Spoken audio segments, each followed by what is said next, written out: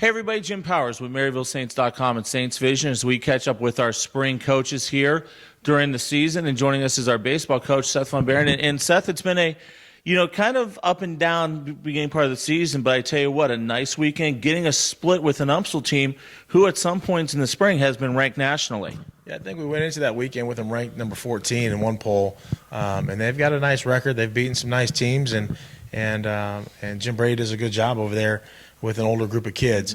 I thought that we let a game get away from us on the first day. We lost, I think, by a run or whatnot. We gave up a late hit. But as we continue to grow as a program, we've got to learn to win those ball games and learn how to take 3 games on a weekend instead of drawing a split. The one thing out of this weekend, too, is once again, some consistent pitching for you, other than maybe the first game on Saturday, game number 3 of the 4-game set. But I think the pitching has been really consistent for you. Yeah, I think our pitching has really held us up to this point. Our offense is going to come around. I know that's going to happen for us yet, but our pitching has been really good. Robbie Gordon, Steven Reynolds have given us quality starts each time out. And when they're healthy and when they're throwing the ball well, we've got a chance to win anytime they're on the mound. Now, we need some other guys to step up as we continue throughout the season. A guy who's going to come along here in the stretch is going to be Julian Langford.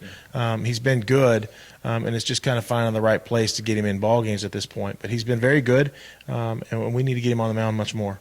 One of the other things, too, Coach, is some of the younger kids. And I think one of the ones that really stood out to me on Saturday in game number 2, getting the 3-inning save, was Lully. He just really came on and slammed the door in a couple very interesting situations. Yeah, he gave up the 2 runs, and I'd taken a mound visit and said, hey, if these 2 runs score, we're going to be okay. So let's not worry too much about him. But he's been very good for us as well.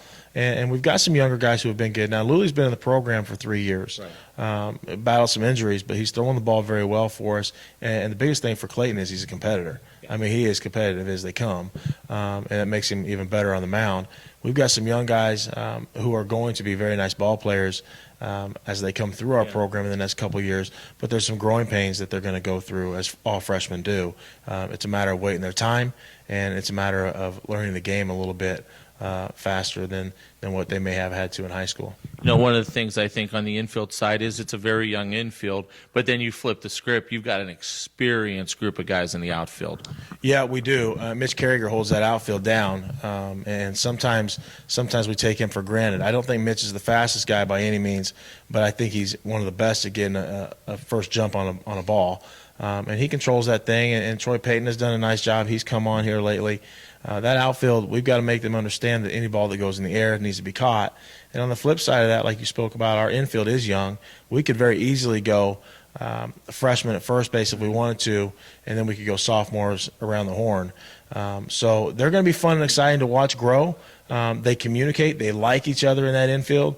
You watch Ruckman and Catlett work together, and they're fun to watch when they're rolling. But they've got to get a little more confidence, I think, just in their ability, because they're nice ball players, and sometimes I think they question how good they really are. Road trip this weekend for the Saints is week number 2 of the conference play. Talk about what's coming up this weekend. Yeah, before we get into the weekend, we got to run down to SEMO tonight, and we hope. Well, we hope so with the weather.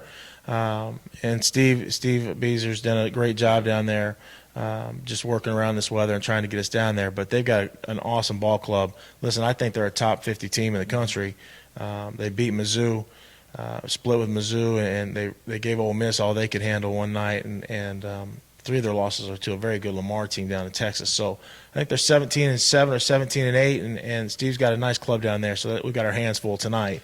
But then this weekend with Rockhurst, we need to go over to Rockhurst and carry over some momentum. We have struggled as a program to carry momentum, and we need to grab a hold of that momentum and run with it a little bit, because I think our club is better than what our record shows. It's a matter of creating some consistency at this point. Great stuff, Seth. We'll talk to you next week after you guys get back from Rockhurst. Awesome. Sounds good, Jim. Thank you. Thanks so much. We'll be following the baseball team as they head out to SEMO tonight and then out to Rockhurst. You'll be able to follow all their action on our Twitter feed at Maryville Saints all weekend long. For Coach, I'm Jim Powers. Thanks so much for tuning in to MaryvilleSaints.com and Saints Vision. Have a great week, and as always, go Saints.